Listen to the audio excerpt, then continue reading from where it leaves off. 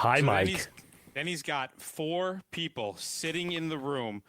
Everything fails, and it takes him a half an hour to figure it all out with people sitting online waiting to do an interview. That sucks. But you know what else?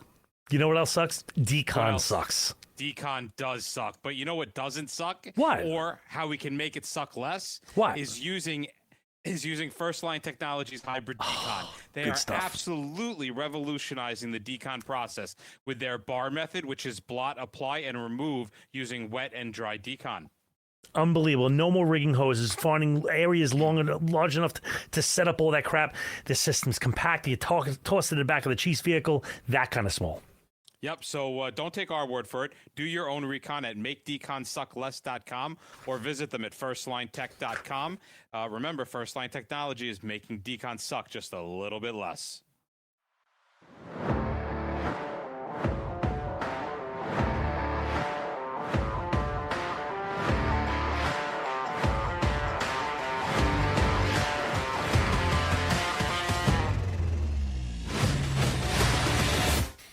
Hey, Mike. How are you? Hey, good morning, Bob. Good. How are you? Back with episode 408. Yeah, we're moving along nicely here. I'm feeling very fuzzy. Am I looking very fuzzy? Yeah, but it's all right. It's the soft effect. It's one of those Insta Snap filters all the kids are using today. So you know what? They're going to feel very at home. Yeah. Well, yeah. Come on. Look at this. I know. I'm your wingman. I make you look good. Yeah. Man, there are so many conferences that are coming up, and we are going to. It's like almost a dozen right now. I don't even have the list, but I will have a full list because there's so many things going in the hopper right now. But I know this special is happy hour is the 4th Thursday of the month, 1900 hours. You can find it always at thehazmatguys.com/happy, and check out the FDNY's shirt locker. FDNYHazmat1.com. That's the number 1. And get your latest swag. In fact, we have a couple of those. Well, one of those guys here today. We should probably bring them on now. One of those guys? Yeah. Yeah. All right. Hello, one of those guys. What's going on, guys? Hey. We have long time no see. Yeah, we have 2 guests here. We have in the top right of your screen, Matt Sabini. Hi, Matt. What's up, everybody? How's it going? Good. And in the bottom left, Travis Rubello. How's it going, everyone? Hi.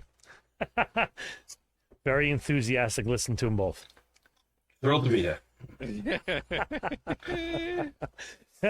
Yeah. So, well, actually, you know what? Take a second. Explain who you are and what you do. Trav, go. Yeah, I'm the education and training coordinator for the Massachusetts Hazardous Materials Response Division. I handle the training for about 270 technicians across the state of Massachusetts. Also part of the response division as a hazmat tech as well. Nice. Matt? Well, yeah, right. I'm a firefighter from New York City. I worked with Bobby and Mike. Great experience. And Hazmat 1. So that's one of those guys. They haven't figured it out yet. Nice. And yeah, I'm the shirt locker guy, so please go stop by that website. Get yourself loaded up on some swag. Totally, man. You gotta get in there. But the funny thing is like, it kind of came by our radar today. We were talking about something, and it was totally unrelated. And this topic came up, and we were talking about safe cracking. Yes. Right? And the wires got crossed, and I've had a couple of these things, and it turned out that Matt had one and Travis had one, and so we're like, holy crap, why don't we just like do a show on like what happens when you crack a safe? Right. Or when the safe tries to crack you. Right. Yeah. Which is kind of exactly what is happening, right? A lot of these safes they have kind of built-in security systems, and if you mess with them, you F with them wrong, you can get a fate full of unhappiness. Right. So we got 2 guys, 2 totally separate runs, and I'd love to hear both of them and compare and contrast what was done, what wasn't done, and see, you know, what things you can adopt in your next safe run, and what things you may want to be like, yeah, I remember those idiots did it. I ain't doing that. All right. So, Where do you want to go? Matt, why don't you take us through yours? Because I'm sure we can all kind of relate to this thing. Usually these are very old safes, Yeah. right? Yeah, so that's what we found out doing this. Apparently, back in the old days, you could booby trap your stuff and not get in trouble for with the law for messing with the people trying to rob you. So we got The to good take old it- days. Yeah, the good old days. When you can use chemical agents to deter thieves. Yeah. So we had this came in. We were dispatched to 2 construction workers, overcome on the ground, and that's basically all the information we had. By the time we got there, they were the scene was like a 18 story old building. They were in the process of demoing it. The front facade of the building is pretty much gone, so you could literally see into most of the floors, and that included the outer wall of the elevator shaft. So their plan was with this safe, because it was all the way up on one of the upper floors and it was so heavy, they pushed it to the elevator shaft, let it go down, crash on the bottom, and 2 guys on the bottom were going to push it, hold it in place while a Bobcat came up and they put it to the front loader. I seen cartoons like that. Sounds like a very New York way of dealing with it, right? Like, hey, just fucking throw it down the elevator. Fastest way. What's the matter, I think? The safe was probably, it was old. In all fairness, that's what I tried to do with the drums of batteries when that first started happening. So I do understand. Holy cow. And how big was this safe? Like 3 foot by 2 foot by 2 foot? It might have been slightly larger than that. It was maybe 4 feet tall, probably at least 3 feet wide, and yeah, probably a good 2 feet deep. So when this thing hit the ground, it basically had, the outer doors had blown open, but there were another set of inner doors, and they had kind of cracked open. They weren't completely off. So when these 2 guys at the bottom of the elevator shaft they weren't going to move it. I guess they were just going to stand there and hold it while the front loader came to scoop it up. As soon as they walked near it, that's when they got overcome, went down. So by the time we got there, they were gone. We just got the report of their symptoms, just like respiratory irritation, eyes watering, nauseous, headache. And like I said, they're already gone. So that was just, we were getting that secondhand. We made entry on air. We had everything, the 5 gas meters, single gas meters, pH papers, and the AP4C. I'd never been to one of these. The guy I was working with on entry, one of the senior guys, he'd never been to one of these either. So we didn't know about the coral pickering thing. As we got up, no meters went off for anything until the AP4C got by one of the cracks of those inner doors, and the HNO channel just started screaming. So the resource guy did a great job, gave him that information. He was calling businesses down in the Diamond District in Manhattan to find out what could be in the safes if they had any idea. And then through more research, we found out that it was an old theft deterrent. You would put this coral pickering inside, and if you were trying to crack the safe, it would break the vial containing the coral pickering. It would release basically like a chemical war agent. I guess I read a little bit. They started using a version of it in World War I. So, That's crazy. yeah, so we popped the doors open. Through the research, we obviously we never got to confirm it, but that's what all the signs pointed to. We dumped some green stuff on the liquid, scooped it up, overpacked the green stuff. All the readings were gone. That was it. Bob's your uncle. Nice. All right. And Travis, what did you have? Something very similar. It was an old pharmacy that was being remodeled into I believe it was an insurance agent or a real estate agent, new office building. So as they were remodeling it, they found a safe. It was a little bit smaller than Matt's, probably about that 2 foot by 3 foot size. It was sealed up. They tried opening it up. They're messing with it, and they actually activated the anti-tamper device on it. And there were 4 vials of chlorpicrin in the back. It actually broke 2 of them and released the gas. They were 3 people there. All 3 went to the hospital to be evaluated. 2 of them actually had nosebleeds from the exposure to it. Wow. I guess, yeah, right. Shortness of breath, that whole thing. So by the time we got there, suited up some guys to get in there. We went in again, the PID, some other technologies, and we had nothing on the meters at that point. We found some broken glass on the ground, but there was really nothing left of it at that point. Everything had kind of been vented, and there was really nothing else to find. The device was still hanging from the inside of the safe door, which obviously they were able to open it once it activated. We pulled the back of that off, and there were 2 intact vials. So we took a Raman device and shot it, and it actually came back as chlorpicrin. But we've had these in the past, and we kind of suspected that that's what it was. But it was kind of nice to be able to confirm it. Yeah, so that's a picture of the back of the safe. That hole that's cut into it, there was a metal cover with the 4 vials right on top of that, and that was the anti-tamper device inside of it. Huh. And that was what was left. Those are the 2 vials that were left intact. So anywhere you drilled in there, you're gonna pop one of those puppies. Yeah, pretty much. Yeah. So what is then chloropictin? So evidently, it was classified as a chemical warfare agent during World War I, just like chlorine and some of your other respiratory agents. Yeah, I remember chloropicrin is like trichloronitromethane or something like that. It's a pretty potent energetic thing too. It's like did you have also Rigaku picture here? Hold on a second. Yeah, we did. Yeah, you would have actually a really nice Rigaku reading, right? Yeah, I mean, if you look at the spectra, yeah, the kid still got it. The spectra on it was actually pretty clear. Yeah, it's great, Bob. Nice job. Don't throw out your shoulder. Kid still got it.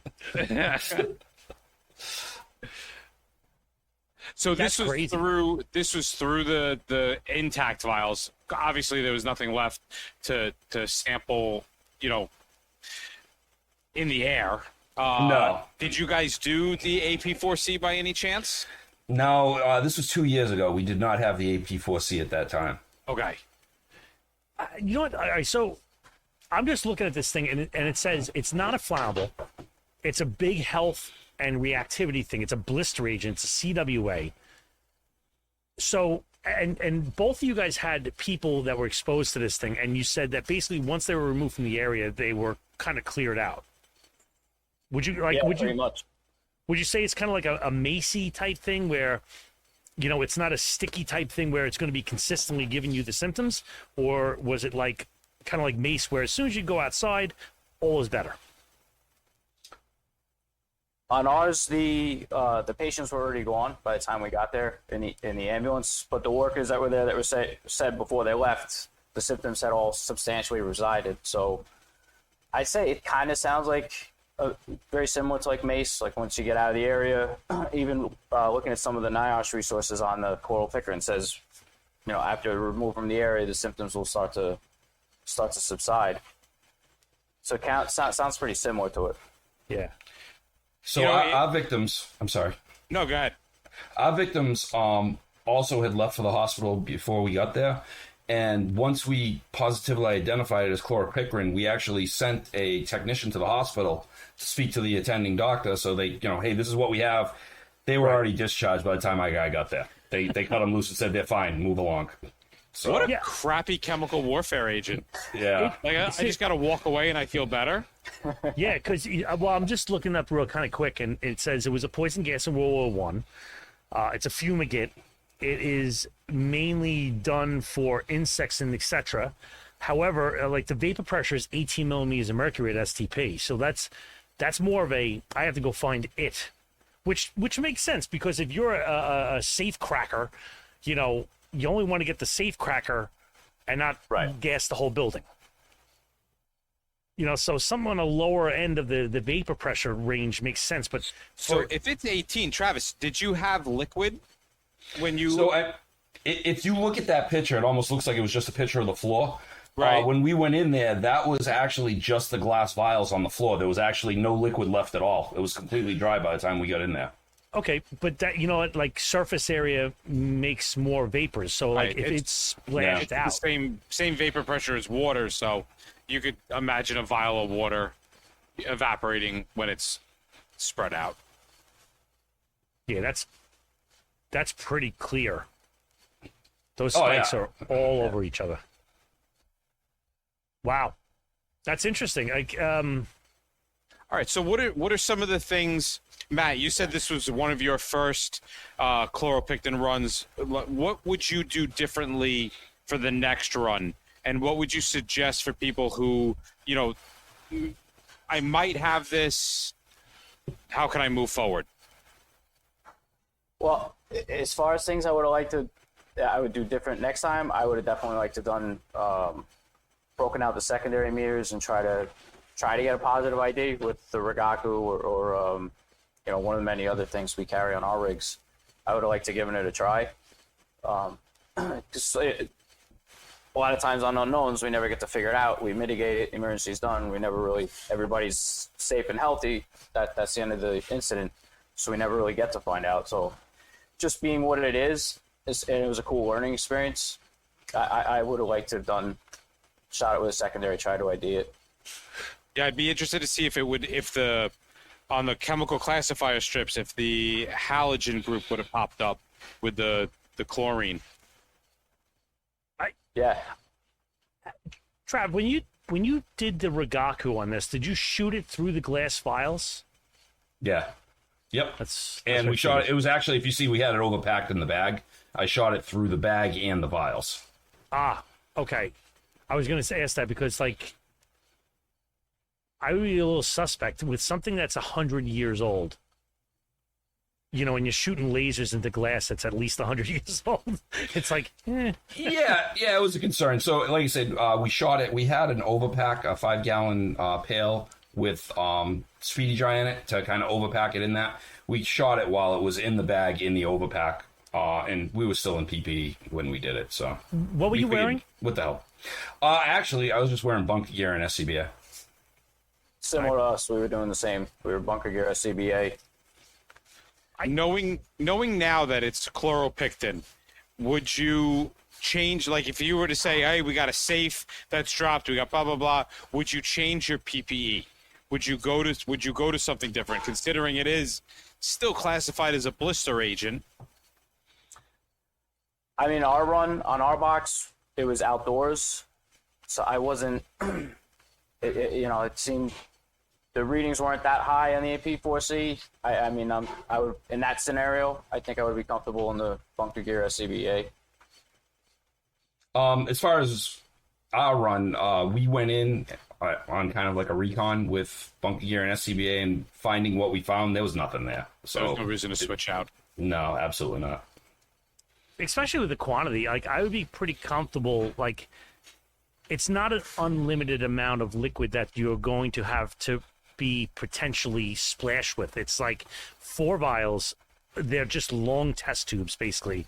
Again, that's it. So they're just longer test tubes. If I'm conscious of not splashing on me, I think I'd be okay just picking this up with some gloves and putting it into a baggie and some Speedy Dry. You can see the Speedy Dry bucket behind them. I don't think I would upgrade PPE. Yeah, no, I got no issue with bunker gear, SCBA. So going in, if you're going to go in, if somebody else goes into a safe run, you said in the research you found that this was one of the chemicals used. Are there other chemicals that were used as deterrents in safes?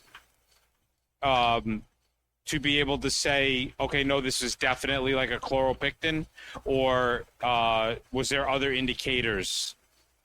So I believe the resource guy on our run, he had heard of a couple of different other ones, but basically the channel that was lighting up on the AP4C with the HNO bond was making us lean towards chloropicrin. Gotcha. Compared to some of the other ones, just based on the chemical makeup of it. That is so And then- funny, man. We also, during our research, had found some anecdotal talk of some more severe chemical weapons like a sulfur mustard or something like that being used in the safes. But again, it was all anecdotal. We could find no evidence of that actually being the case anywhere. And nothing we could find actually showed it documented as anything that powerful being used. I would, again, I was never a safe cracker. Allegedly. No, like, I'm just trying to think, like, you see all these movies and they make it like, there's going to be like a visible cloud coming out, and it's almost like this stuff, I'm sure, is like taking just a pounding right in your face, but it's probably over kind of quickly as long as you get away from the safe. That's the intent. Which makes no sense to me, because back in like the 1800s, they wouldn't give a shit if you dropped dead 3 steps away, and they would like why they wouldn't use something that was like gonna make sure that guy never cracks another safe for the rest of his life. Well, I mean, because I don't want you to contaminate my shit as well, right? I mean, I got valuable stuff in there. I don't want it covered with sulfur mustard or something that's going to be a lot more persistent. So I'd want something that would kind of piss them off and then go away. Yeah, that's a good point. Oh, I'm trying to think of anything else. Like I'm sure there was more chemicals, and it's very funny that it's very hard. I'm researching this as like we're doing this, and it's very hard to find other chemicals that were used in this thing. But like some of the old school stuff that was used, like sulfur dioxide and refrigerants, like refrigerators and stuff, it's coming back. So I don't know if chloropicrin is going to be back in the safes. But guys, if you have these things in your area, like it's kind of funny because me, Mike, and Brian, we were in Virginia, and we ate in a restaurant that used to be a bank, and we ate in the vault. In the vault. And now when I'm talking about this, I'm like, boy, I wonder if there's real chloropicrin in that door, like there. Like, so if you have old safes or buildings that are being demoed and stuff like that, this could be something that is in your area. And again, like, I mean, good. Personally, I'm trying to figure out how to retrofit my safes with it. So, did you ever see I think those it's a great idea? Like those old mouse tracks, and it wasn't even like a mouse track. It was just like a shotgun shell. And it would just like once it stepped on the pedal, it would just get blasted with like 12 gauge. Yeah. It's like, wow, that's crazy. They were serious back then, man. They was. I kind of feel like that's how a gun safe should be set up. Like, right? Right? Like, I mean, you have all the equipment you need. Why are you going to go to chloropicrin? Just like a string. You open the door and it pulls the string and pow. And you get the Daffy Duck blackface kind of thing, like your bills around the back of your head. Yeah, it never seems to work out like that. No, it Bill does goes not. through the head. I think that wraps it up. What do you think? I can't think of too many other questions. You guys have anything that? Anybody get a smell off of it? Just real quick. You know what? Not that I was ever told. No. I see an old poster. Let me see if I can throw this up on the screen. Share screen. It smelled like fly paper. Who the fuck is smelling fly paper? I don't know. This is from, I guess, World War I or II, where cry, cough, vomit, quiet, and then wash your eyes for warmth. I don't even know what that means. It's just a word salad of things. But this is a war poster for how you know it's chloropicrin. Well, yeah, I wonder if that's like a public health announcement if you come into contact while it's going off or something for civilians. I don't know. It's a little creepy. That is so weird. A little bit, yeah. So if he smells fly paper and nobody's cutting onions and it's not dusty in the room, it could be chloropicrin. And you're a safe cracker. And we would like any videos of anybody finding out what fly paper smells like. Just, upload them to the YouTube channel or to Facebook. And help us. So help I had one more thing to bring up about our run. when we've had these in the past, we actually had EOD usually involved with us, and they countercharged most of it, and it went away. I've always been kind of against that, where this is a chemical problem. I'm not really keen on countercharging chemical problems. So this time we had those 2 tubes, and we overpacked them, and we left them for the local jurisdiction to be able to dispose of. Turns out they had a really difficult time finding a cleanup contract to come and take that overpack because it was still classified as a chemical warfare agent. So now that, countercharging thing made a whole lot more sense after they found out how difficult it was to get rid of it. So It sounds like something that breaks in the street. yeah, I'm not saying that's right or wrong. I'm just saying it was a bitch to get rid of. So What with the EOD? I guess when it did blow up, it was probably consuming it thermally.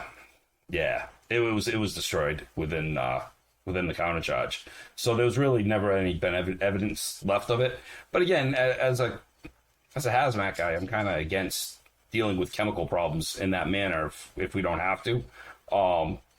But I didn't realize the can of worms we kind of left behind with that overpack for someone to get rid of later. So Yeah.